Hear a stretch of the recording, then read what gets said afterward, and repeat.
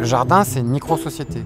Donc c'est ça qui est intéressant, c'est un peu un laboratoire à la fois végétal, mais un laboratoire aussi sociologique.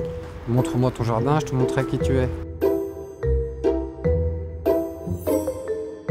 Je m'appelle Cyril, j'ai 42 ans bientôt. J'ai un petit garçon de 4 ans et demi. Et je travaille pour la commune de Forêt maintenant depuis 1 an en tant qu'éco-jardinier. Ce métier, il rejaillit forcément en fait, sur ma vie quotidienne, vie personnelle, la vie même familiale avec mon petit garçon. Moi, c'est important d'avoir une parcelle dans les jardins partagés. C'est le domaine du concret. On vient planter, on vient travailler la terre, on vient aussi pour créer des échanges et aussi faire des échanges de savoir-faire. Parce que chaque parcelle illustre un vécu, une histoire. Et moi, je viens aussi pour apprendre et pour alimenter un peu ce vivier d'apprentissage de la terre et de soi-même. Et donc du coup, il y a des spécialistes, et ces spécialistes sur les choux, lui, moi je connais pas bien les choux, c'est lui que je vais aller voir.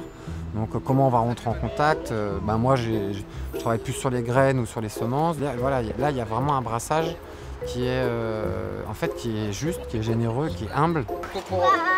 Merci, tiens, est-ce que tu veux du persil en échange?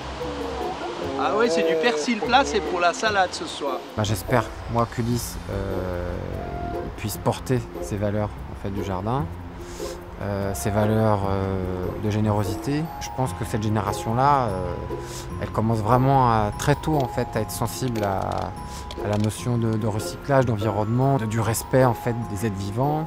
Moi, j'ai beaucoup d'espoir en fait, dans ce relais-là, avec aussi beaucoup de surprises. Et il en faut, c'est ça qui est bon.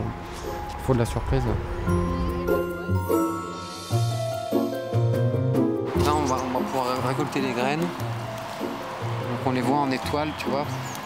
Pour moi, la Good Food, c'est un ensemble.